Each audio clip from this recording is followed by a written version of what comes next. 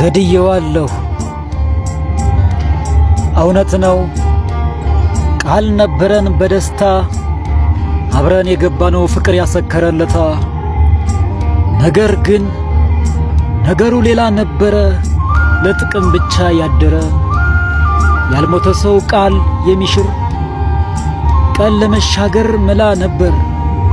እናማ ቃል ሽራ ሄዳለች ነበር ብላ አቅልላለች። በፍቅር ሰበብ እየዋሸች ክፉ ቀኗን ተሻግራለች። እድሜ ለአፍቃሪ ልብ ብርሃን ሆኗል ለስግብግብ።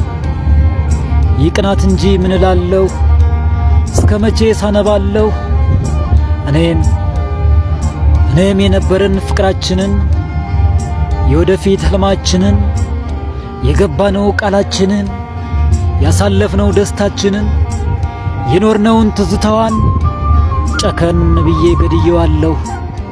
ምክንያቱም እኔም መኖርን እንደሷ ሻለሁ፣ ፍቅሯን ገድየዋለሁ።